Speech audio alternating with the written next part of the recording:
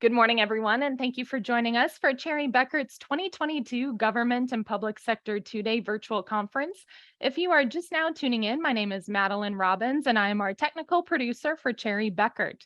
It is great to see so many of you signed in again for our third session today, and we do have a great lineup on the way.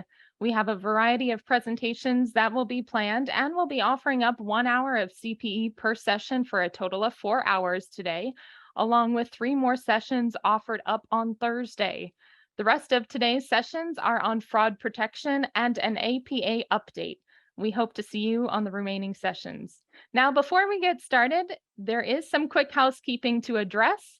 To receive CPE, you must answer at least 3 polling questions and attend for the full 50 minutes. CPE certificates will be issued via email within 10 days. If you have not received yours yet after 10 days, please go ahead and email cbhlearning@cbh.com. A recorded version of this webinar will also be available in about a week. It'll be sent via email and posted to our website. If you have any questions during the webinar, please locate that Q&A window down at the bottom control panel. We will be monitoring it throughout and hopefully have time at the end to address any of those questions. Of course, we'll collect any that we don't have time for and follow up. Just note, we do have a short survey that will be posted at the conclusion. We value your feedback and hope that you take part. With that, I would like to introduce you to our speakers, Scott McKay, Managing Partner with Eagleville Advisory LLC, and Christine Homack, Manager in Advisory Services with Risk Accounting and Advisory at Cherry Beckert. Please, Christine, take it away. Good morning and soon to be afternoon. My name is Christine Homack. I have been with Cherry Beckert for almost a year now, since the fall. Prior to joining that, I had my own firm for over 15 years, serving clients like you, but I also have been in your seat as well. I'm a certified fraud examiner and a CPA here in Florida, and I'll turn it over to my co-host, Scott. I'm Scott McKay. I'm glad to be able to present to you today. Full disclosure, I'm actually a retired Cherry Beckert partner who now just focuses on forensics, and we'll get into that a bit later in the slides. But I do have several years of experience and have worked with probably some of you, and some of you know me on this call. So I look forward to speaking with you today. So just to touch base on our course objectives, we're going to take this through in sessions. I'll do the first 2, understanding current fraud risk and schemes affecting governments and public administration, identify and understand the challenges and risks facing governments with federal, state, and local government funding sources. Scott will take the second half, understanding key anti-fraud principles and best practices. And lastly, what do you do if you suspect your organization may be exposed to fraud risk? Our goal here is that you learn something, not just CPE, and hopefully we can provide some answers on the things that keep you up at night. So let's move on since we touched on that. So fraud risk statistics and federal funding. So the top 3 victim industries and fraud risks are financial institutions. You'll see number 2 right up there towards the top, government and public administration, and manufacturing. Those fraud risks we see in the highest top 3 are corruption, 57%, billing schemes, 21%, and non-cash schemes, 16%. We've seen a trend in this consistently over the past couple of years. The report to the nations is put out by the ACFE every 2 years and is based on case studies that they do. We'll talk about maybe where you can download that and resources to look at that information. And we'll talk about some highlights in that. So in those areas of corruption and billing schemes, corruption examples are bid rigging. We see that often in contracts, kickbacks, again, in contracts and different design and build situations, extortion, illegal gratuities. Some examples of billing schemes are personal purchases, which we see with P-cards, also through expense reimbursement, non-accomplice vendors, where the vendor has no idea that they're part of the scheme, but their company and their information are being utilized in that fraud scheme process. shell companies, conflicts of interest, purchasing, sales schemes, non-financial conflict of roles. And often where we see this, and this is a personal thing where I've seen in several cases, is that it generates often from conflicts of interest that are non-disclosed. So we'll talk about that and touch on that, but it's really important that you have policies in place, and Scott will talk about controls that you should have in place. But this is one of the areas we see often that tend to be the root cause of this situation, or at least provide the opportunity. Okay. And there always has to be one little technical glitch. Let's see. Okay. The goal here when we're talking through this with you, some of these you might have seen, some you may not have been exposed to, but our goal is to let you know what controls you need to work on and focusing on the timely preventative controls so that we don't end up in the headlines.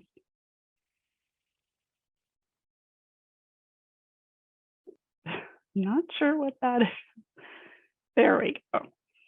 Challenges faced by state and local governments. Hopefully not many of you have seen this, but throughout the pandemic, we've seen a new variety and then some that have been around for a while. Internal risks, eligibility and determination, allowability of disbursements.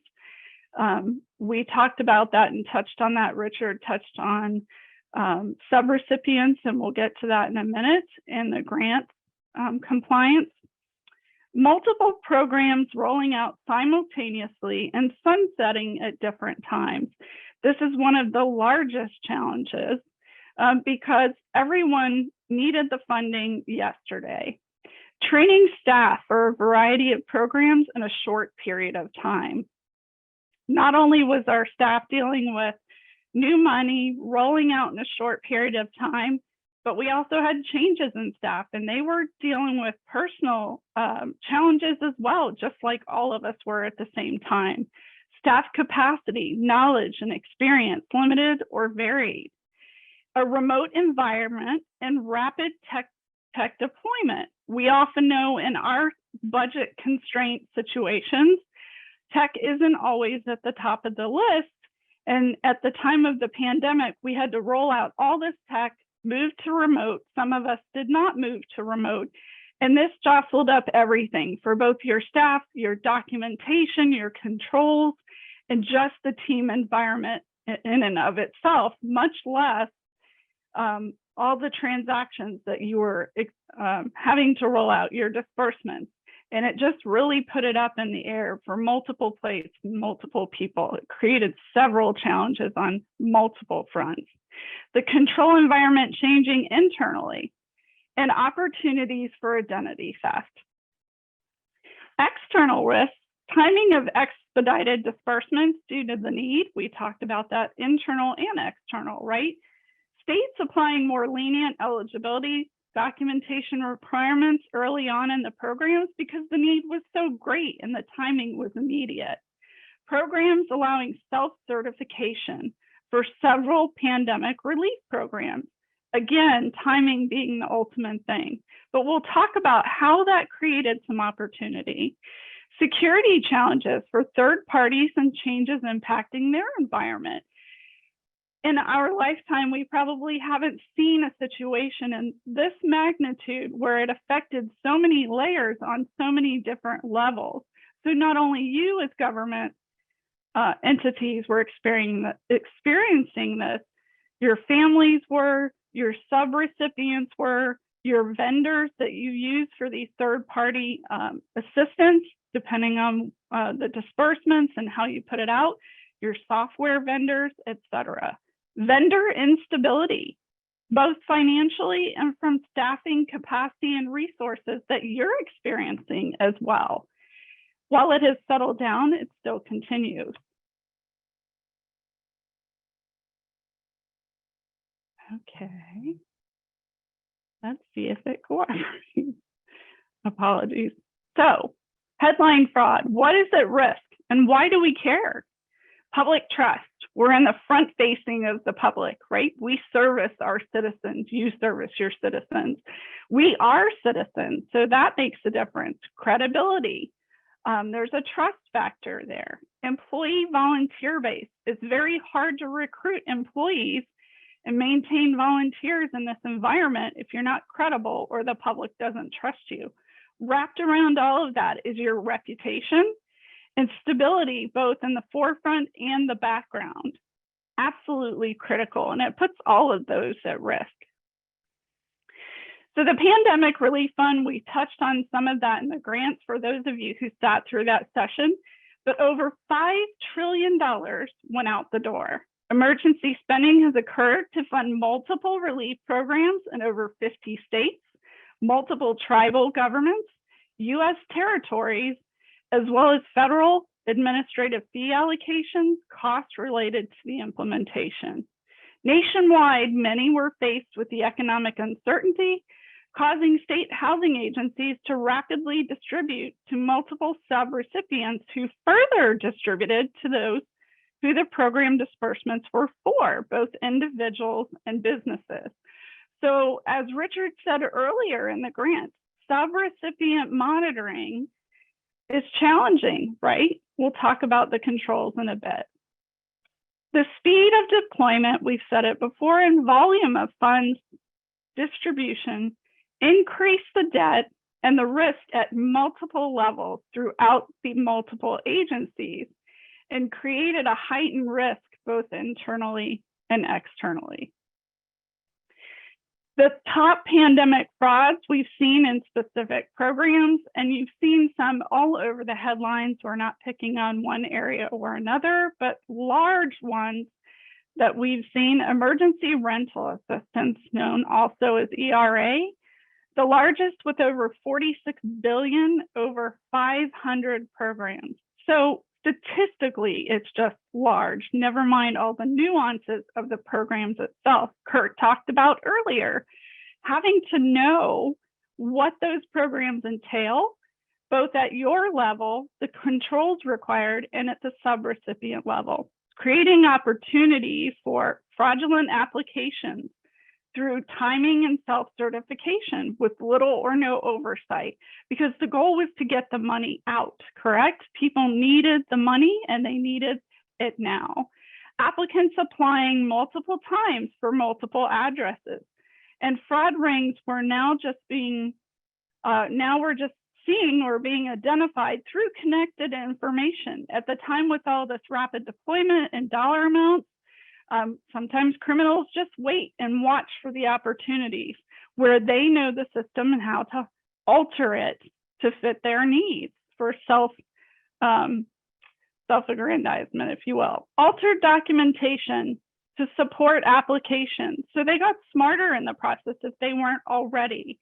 Knowing the system, knowing the programs, and knowing the requirements, and then teams being challenged to address that. So opportunities created with limited verification, limited time and capacity, and some inexperienced staff. Never mind, all the while during this process, some people were fighting COVID, so your staff weren't at their optimum level, everybody being challenged from every side possible.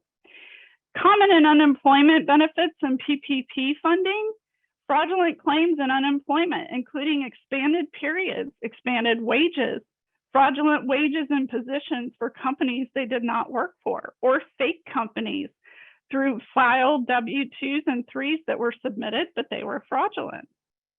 Multiple angles at multiple times with everyone challenged.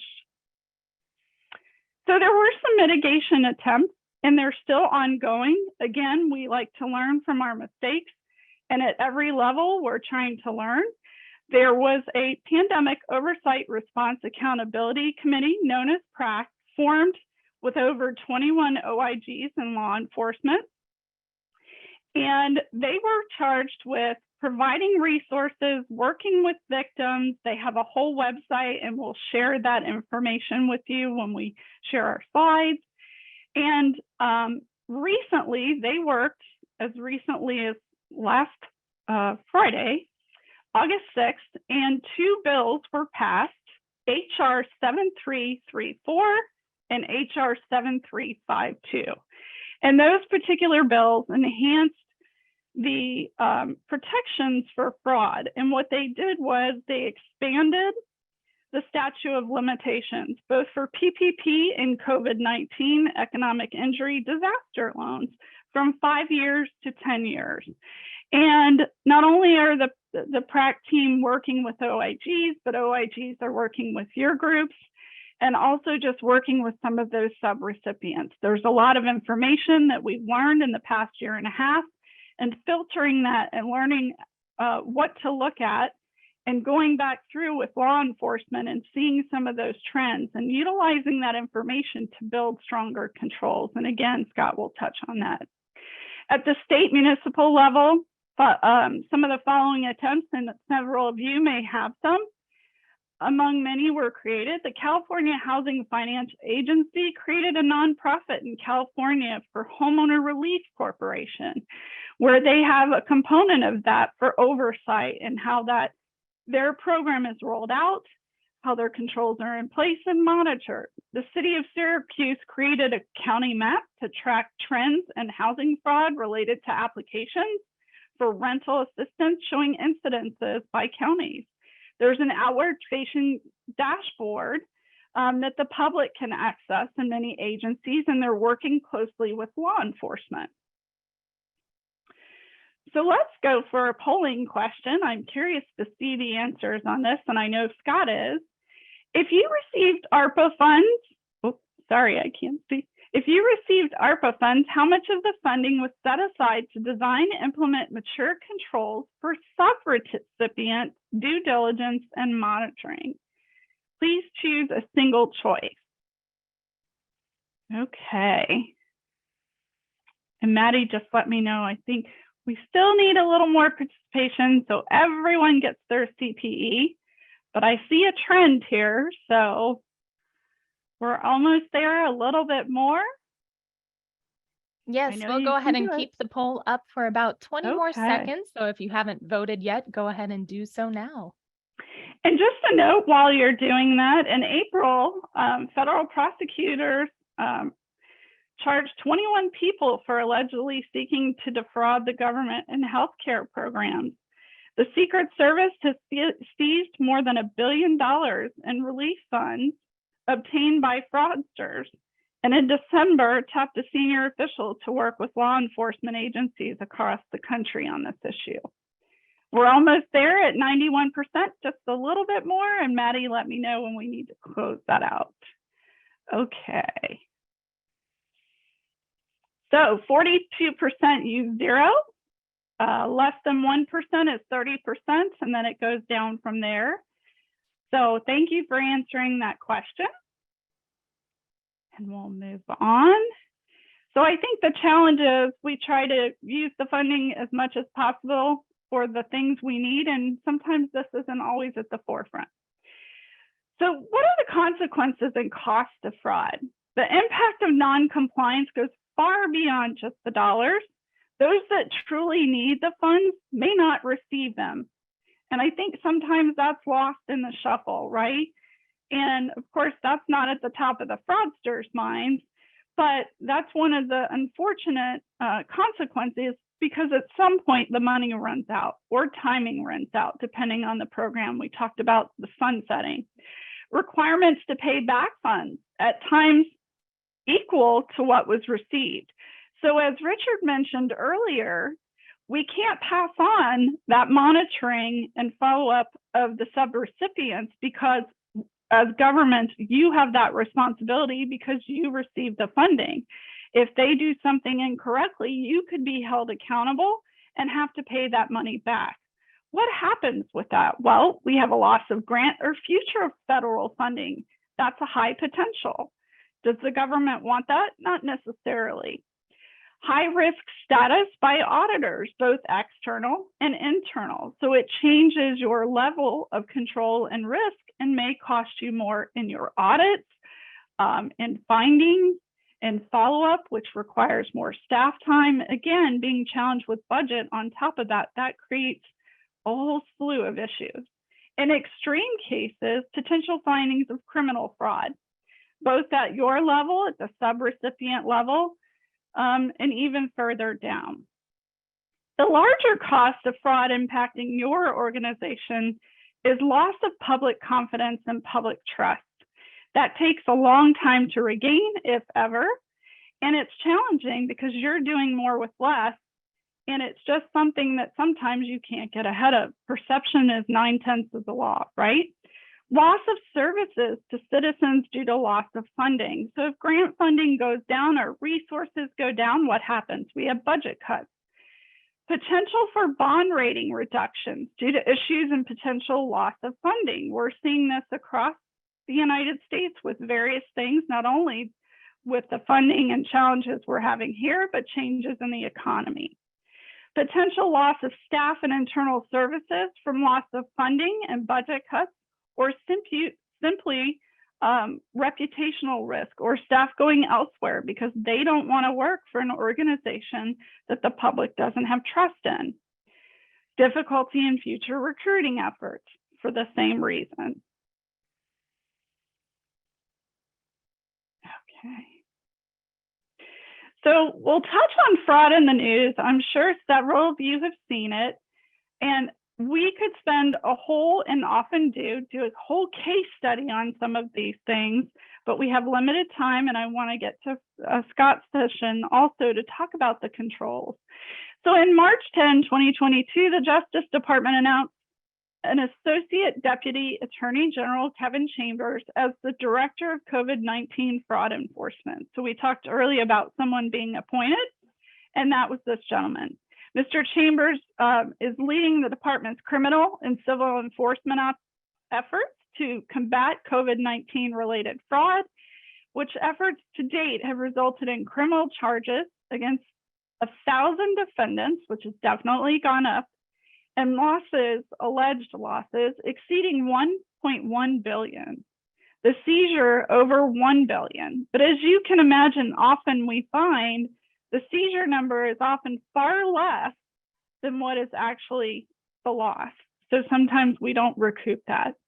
In the economic disaster loan proceeds, there were over 240 civil investigations of more than 1,800 individuals and entities for the alleged misconduct in connection with pandemic relief loans, totaling more than 6 billion. So that's only one category of the different types of pandemic relief. In St. Louis County, and not picking on St. Louis, these stories go well across the United States, unfortunately. A woman admitted in May of 2022 to $267,000 in COVID-19 rental assistance fraud. She pretended to be a landlord to get this money and pandemic-related financial assistance, and she pled guilty to felony charge of wire fraud in the United States court. Samaj Portis, 42, admitted in her plea agreement in the court that she took advantage of emergency rental assistance and COVID-19 emergency solutions grants designed to help both the landlords and their financially struggling tenants. Portis used the money for vacations, purchasing real estate, and other personal expenses. So we've seen these in different aspects in fraud, but the challenge here is, again, not only did she take the money and use it for things that was not intended, but other people that needed that assistance lost out in that period. Again, St. Louis County releases subpoenas related to COVID-19. So the attorney's office, the U.S. Attorney's Office, announced in June, indicted Weaver, a former St. Louis County jail change management coordinator. So this is an inside person, for helping an unnamed businessman fraudulently apply for COVID-19 relief funds in exchange for money. So remember, we talked about the schemes earlier, right? Kickbacks. Weaver faces 4 wire fraud charges. The initial press release issued the U.S. Attorney's Office said that Weaver claimed to have helped 10 other companies apply for grants, only 2 of which agreed to kick back money to him, and only 1 grant was approved. The indictment itself says that none of John Doe's businesses received SBR funds. Well, that's good, right? But one thing we're also noticing now as DOJ goes out there and the law enforcement is working with different organizations like yours and the PRAC is that people are starting to turn on each other. So those that may have been in a collusion or in a ring together are starting to turn on each other in hopes that they aren't charged with these crimes. Okay, so next polling question to challenge your fraud knowledge. How long does the average fraud go on before it is uncovered? Whoa, it says, let's see, we are up to 45%. We have a strong running here. Some leaders, we're at 90% almost, just a little bit more. I think this one probably has to be characterized as fraud without the aid of collusion versus fraud with, because we know when two or more parties conspire, it's going to go longer. It's going to be a larger amount. Does that change anybody's answer? We're almost at 100%, just a little bit more. And Maddie, let me know when we want to end that. Just so that everybody gets their CPE. We know that's absolutely important. Yes, I'm still seeing a few more trickle in, giving you guys about 10 more seconds to submit your response. Okay, I'm going to go ahead and end the poll. Okay. So we have a lead result of 18 months at 54% and 12 months at 21%.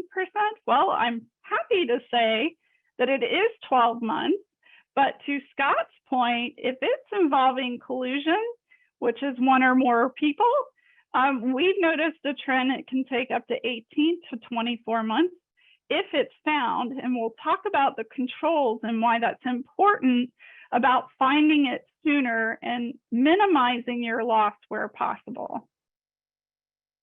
Okay, thank you for participating. Okay, and I think Maddie will hand it over to Scott and I will mute myself. Thank you for your attention, everyone. Okay, let me pick it up from here. So we'll touch on some anti-fraud programs of control at a high level, and then we'll dig in a little bit further down with this. But let me see if I can just advance this deck. Great. So in our view of risk, we always look at it this way. We think that fraud occurs for three reasons, primarily. We can't see of any others, but it's normally because you've been blindsided by the risk. As Christine said earlier, the top risks for governments right now is corruption and billing schemes, non-financial coming in third, but these haven't changed much over the years. So it's really, what are those various schemes and can we see them clearly into our controls lineup to help manage them? The other reason we have fraud is we undermanage the risk. We just didn't put enough resources around it or think it was likely to affect us. And the last reason, which happens more often than not, is just controls fail. People tend to make mistakes. There's lapses in judgment and systems fail. So anyway, if any of those three things happen, you're likely going to get exposed to fraud risk. So with that, there's a polling question here. What's the number one way fraud's detected? And can we start the poll? All right. And I can tell right now that many of you have been on these webinars before because I could see the answers start to lean heavily towards one.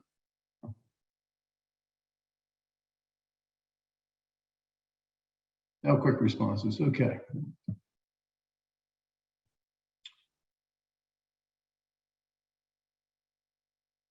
Now, the sad news is, as we get to the conclusions here, it's probably not the right answer, but it is the reason why most of these things are detected. And we're at 90%. We got a couple more seconds and then we'll close the polls. All right. So most of you, the majority of you, Maddie, am I free to announce here? Yeah. Yes, go ahead. Yeah, so most of you got the right answer. It's 66% of you said tips was the reason, or the number one reason it's detected. And sadly, that's true, but it does lead to some of the controls that we'll talk about here in a minute. So we'll move on to our next topic. All right, another polling question. Very important. Take your time with this. There's 5 key principles to manage fraud risk. If you can only accomplish one of these, especially as it relates to all the federal monies that came in, which one do you think would be the most impactful? Take your time and think through this. And I know we've emphasized these things earlier, but let's just see what you all think.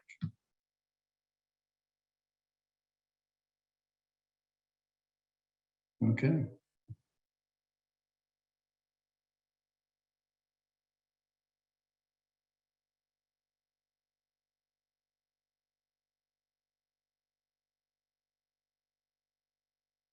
Closing out on 90%, just a little bit more, and we'll close the polls.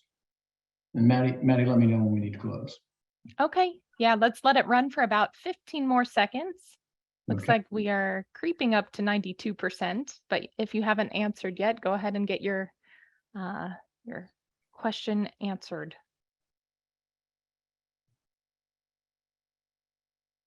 Okay, I'm going to go ahead and end the poll and share those results. Okay, fabulous. So I like the audience response. The vast majority of you, 60%, focused on preventative controls, and I can understand why, because we encouraged you to focus on timely preventing fraud from happening. The interesting thing here is that the most impactful thing you can do is actually to do the fraud risk assessment, because the fraud risk assessment will give you more precision on which controls you need to focus on, especially as it relates to ARPA money or other COVID money that's going to come in and look like a different program from some of the other ones that you have. So again, the risk assessment is going to be the most impactful for you. There's some free resources down on the screen too, which we'll share with you later. We didn't just create this. This comes from best practices in managing the business risk of fraud, which is a very, very good checklist that you can go through to just check your internal controls, your anti-fraud controls. The ACFE also has one in their 2022 report to the nations. And then there's a general risk awareness one that's provided by the OIG Justice Center. So you can get that information from those links as well. So again, it was most impactful would be the fraud risk assessment. Let's see if I can advance the slides. Yep, there we go. All right, so the top anti-fraud controls, starting on the left, and again, more on the preventative weight, is the code of conduct. The only thing I would say though is, in looking at many codes of conduct, if you look at number 2 there, oftentimes they're missing very clear, good definitions for conflicts of interest and how they employ not just to those charged with governance and oversight or executive management, but those in the rank and file, the folks that are sitting there doing the day-to-day business activities within your governmental unit. And a clear anti-fraud policy. Because again, it goes back to seeing the risk. What is it that we don't want? Fraud risk training, very important, as you're doing right now, this risk awareness. Conducting that fraud risk assessment so you can actually start to line up the risk with your internal control environment. And then preventative proper segregation duties, which I think everybody is aware of. But I would just say, this is a complex area. It's not simple to go out and do segregation of duties. I've seen this done many times, and honestly, you might want to get some help in this area. At least just get an independent assessment to see how your segregation of duties really stacks up, if your auditor hasn't already told you. The other side is, and we talked about this earlier, is your vendor due diligence. So if you passed on responsibilities to contractors, Richard mentioned earlier, to help distribute ARPA or some type of relief program and help manage funds for you, how robust is your vendor due diligence? How good is your use of authorizations, and how robust are they? We'll touch on in a minute these proactive data monitoring and analysis techniques, things that you should be thinking about, especially with the amounts of money that have flown into the states and municipalities and counties through the ARPA and other pandemic relief funds. Management reviews, again, if you remember, that's one of the ways these things are caught. Fraud is detected early. And then job rotations and mandatory vacations, just to make sure people are getting you're getting fresh eyes, I should say, on a set of controls or business processes within your government. Now, these are not these were compiled from many sources: the IAA, the ICPA, and the Association of Certified Fraud Examiners, and they do come in different stacks, depending on which organization and how they view them. We just put them here based on our experience for your edification. All right, governance and oversight. A little bit deeper view. So at the entity level, what do you have? You've got board oversight, audit committee oversight. As you noticed earlier, as Christine mentioned, some states, some cities have set up a separate oversight body just specifically for ARPA or other pandemic relief funds. How robust is your internal audit function? Or do you have a separate compliance function focused on this?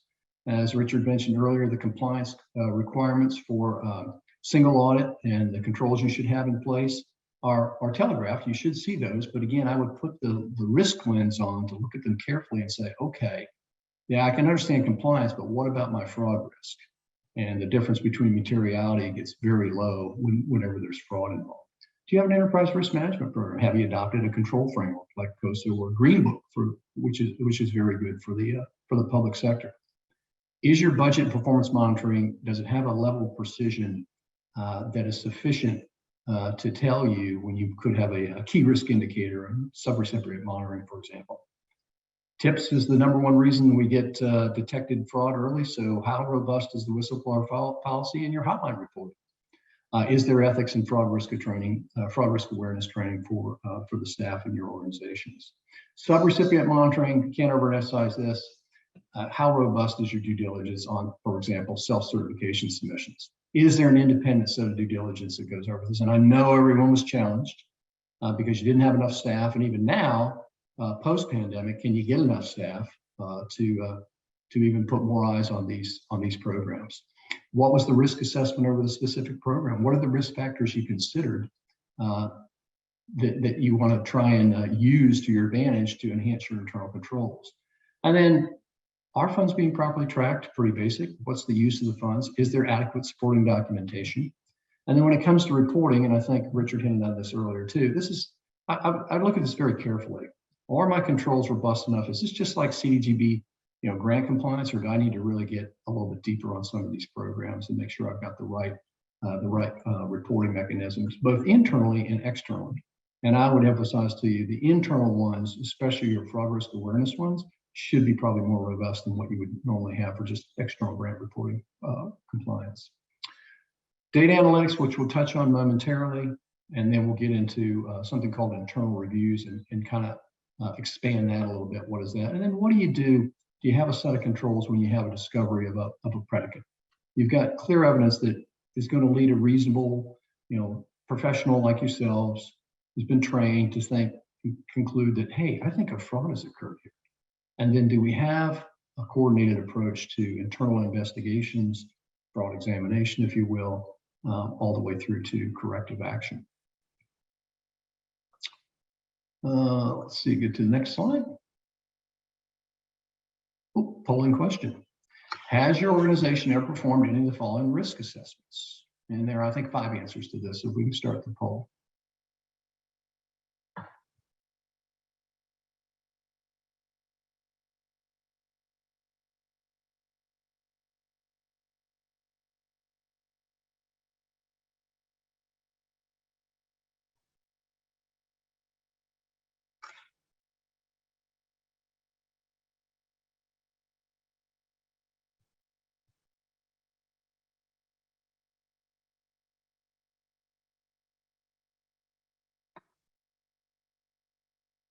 Okay, we're approaching the 90% mark, but there's still some of you that need to answer the question, or maybe you've already answered 3 and don't want to participate, but I do it anyway.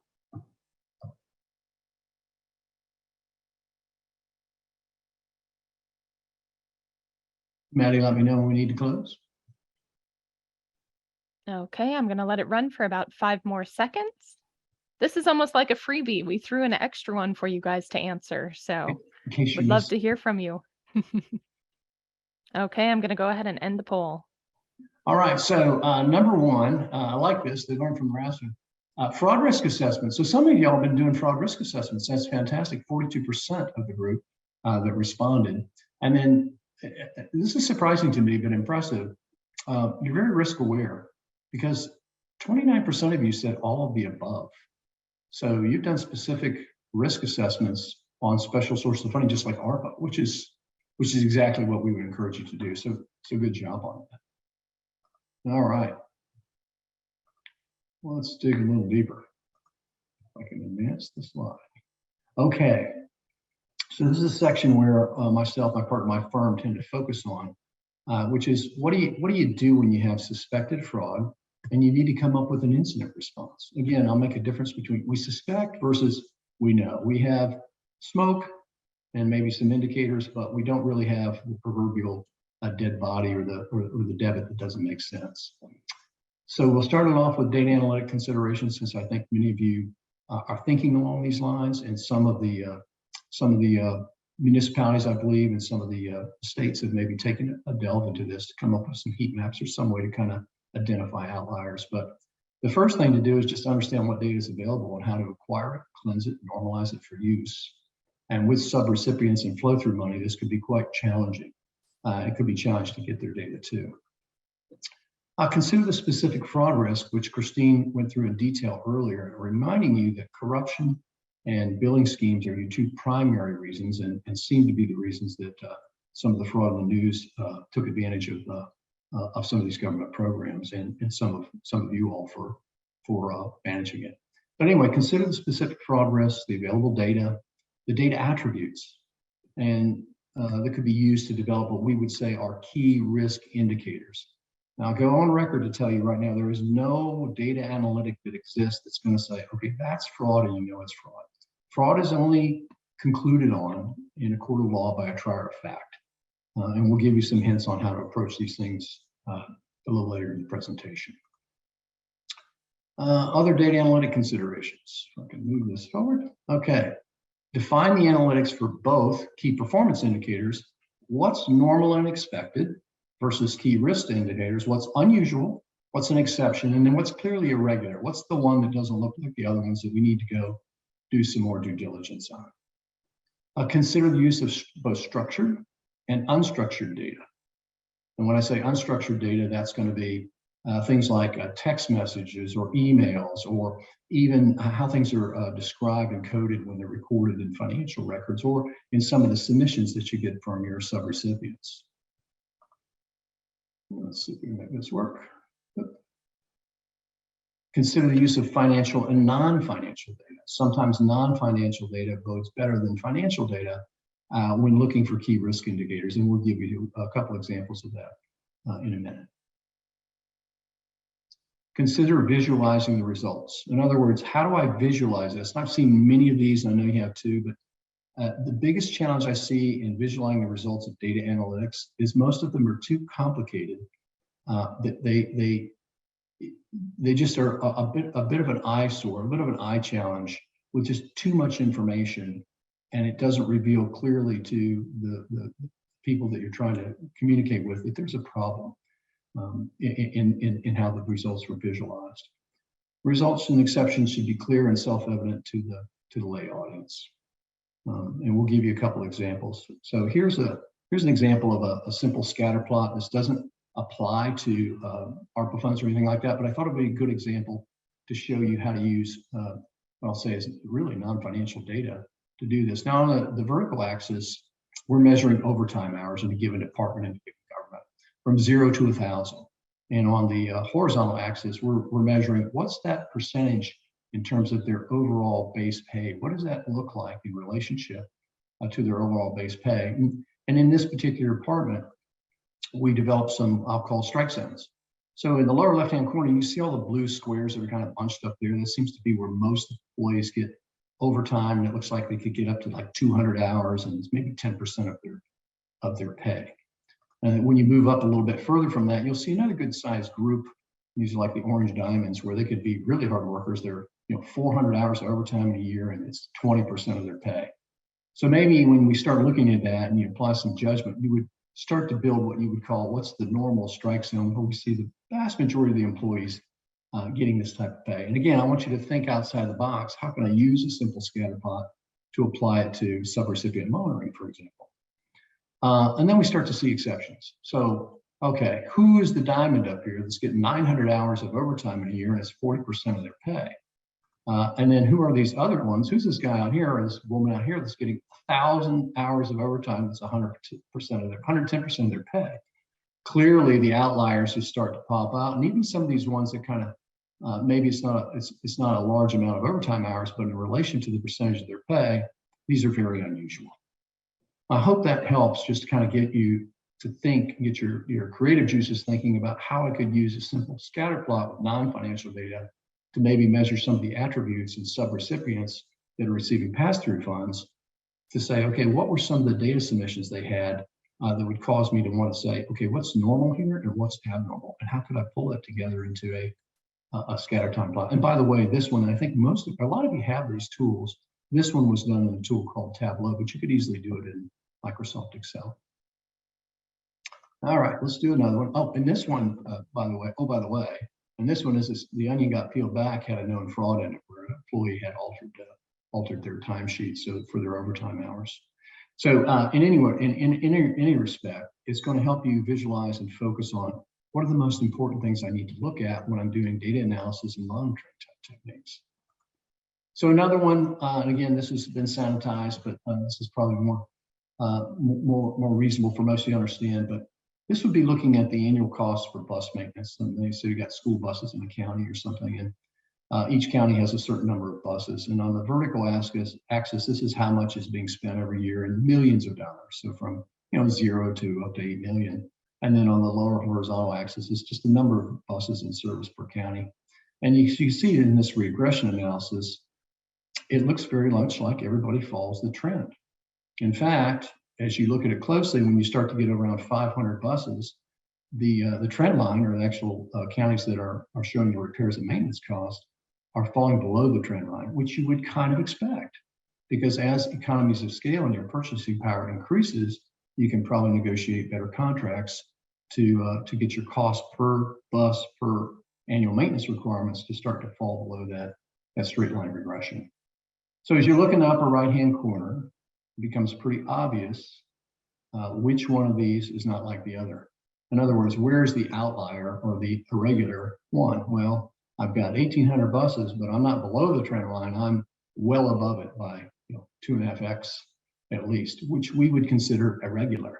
So which one of these would you want to look at? Obviously, the one that's the outsider. So if you thought about it and you replotted it, where should it be? Well, if they're that big and they've got that many buses, their repairs and maintenance should actually fall at least below the trend line, or even further perhaps. And so something here needs to be looked at.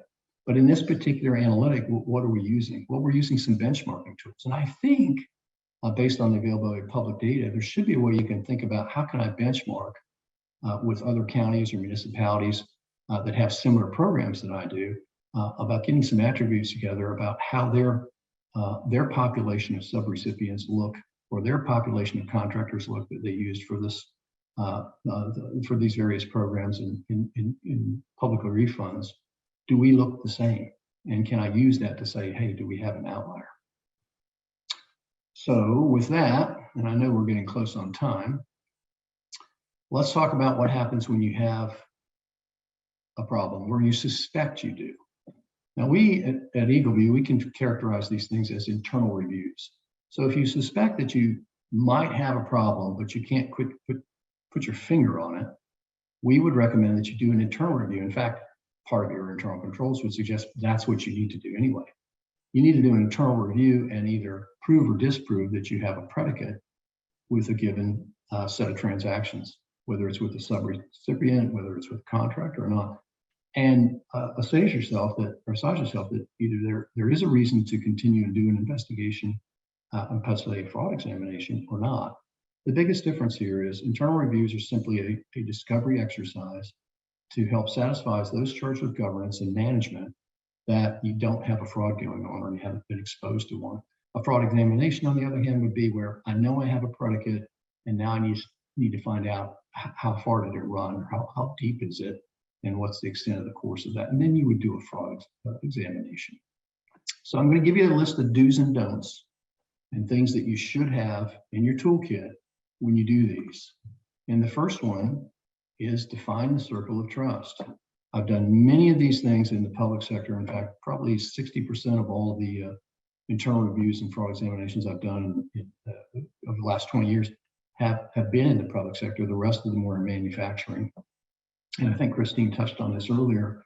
For years, the public sector was like number 3 on the most victimized industries list, but now you've moved up to number 2 ahead of manufacturing. And I was submit to you that it's probably due to all the pandemic money that came through into the governments. So anyway, define the circle of trust and keep it small. Keep it very small. Consider the use of attorneys. Do we want to put this under the city attorney, the county attorney, just to have privilege and confidentiality? Do we want to think about legal holds to be put in place, et cetera, et cetera? I'm not saying you have to do this. In fact, what we do is we typically come in the pre-litigation. You're not in litigation. You don't want to telegraph that punch. You want to do your internal review and figure out what you're dealing with first. This happens all the time. Don't call it an investigation. Whatever you do, don't call. Internal review is a good word. Use that. And don't use the word fraud, because as you remember earlier, these things have meanings and they get legs and they start going outside of your circle of trust where you don't want them to go. And you're going to attract a lot of attention that you may not really need at this time because you haven't figured out what it is you're dealing with. So don't use those words when you're going to conduct one of these things internally to see if you have some irregular activity going on. Consider treating the situation as a personnel matter and perhaps the use of closed board sessions. At the end of the day, if there's fraud in your organization or folks have not done what you thought they were going to do, or they've had errors in judgment, or there's been control failures, people are behind this too. So you want to treat it as a personnel matter. And I think a personnel matter probably merits that you can keep it at least in a closed board section until you figure out what it is you have. Don't immediately terminate a suspected perpetrator.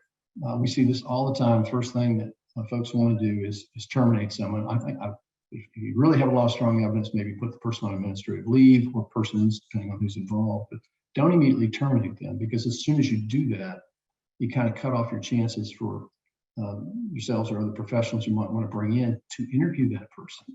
And we'll talk about some of those requirements you'd want to have in your toolkit in a bit.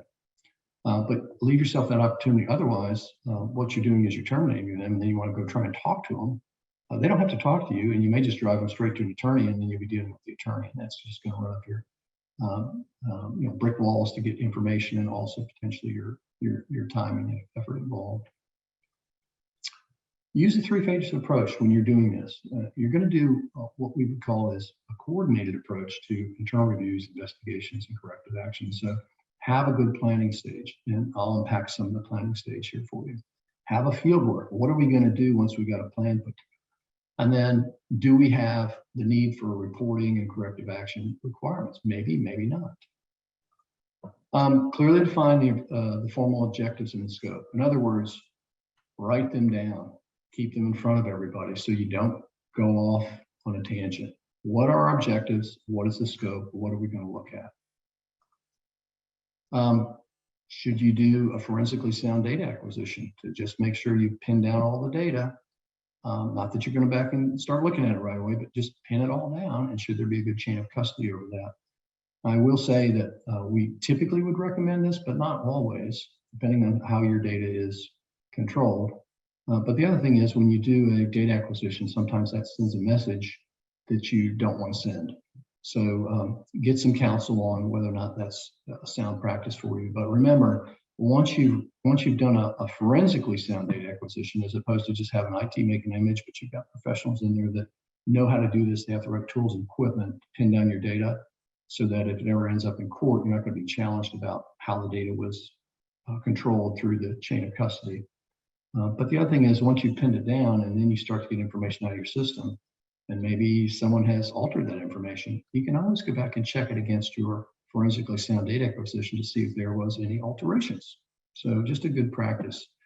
Typically that's in the planning stage too.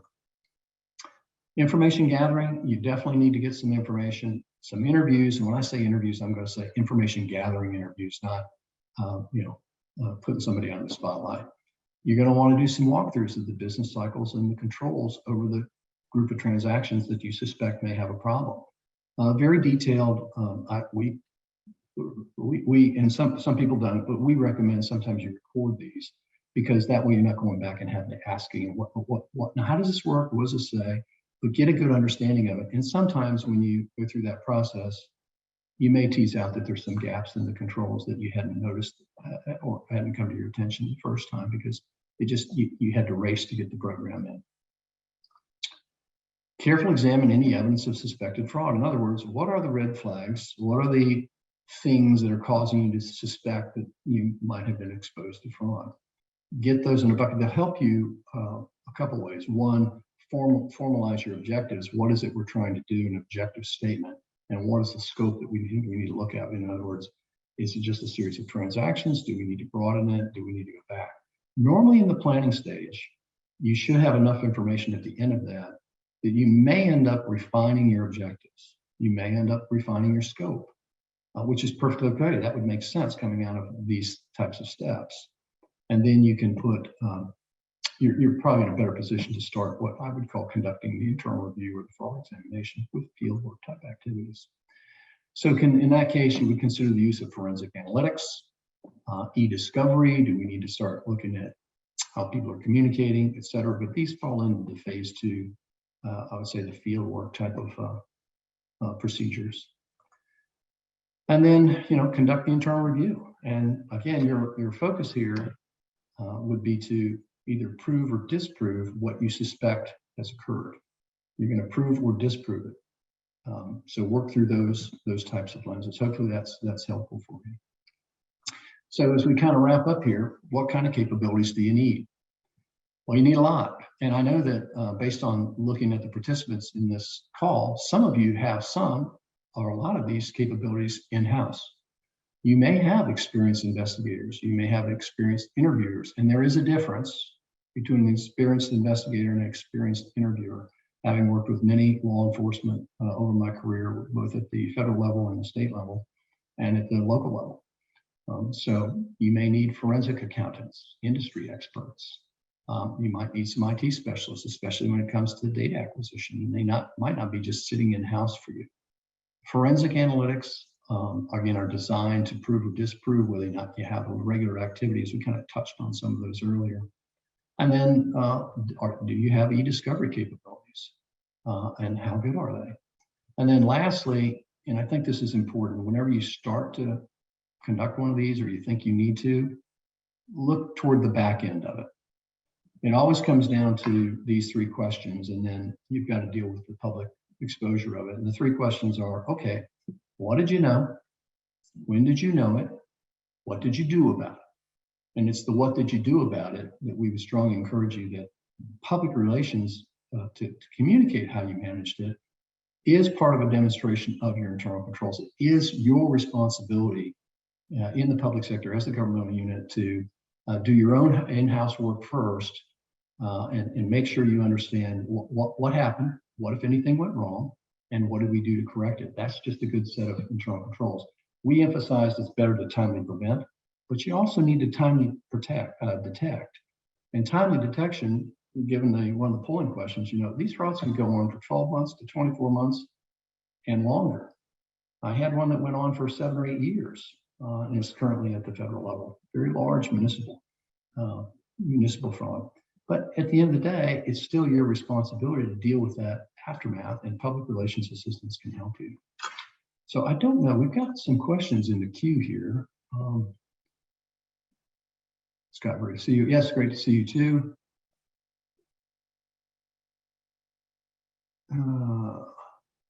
The best control is hiring honest persons. I love what you just said, but I would just say you're always trying to do that, but hope is not a strategy and trust is not an internal control. What I would suggest you do is design your internal controls to best protect the honesty of employees that work there.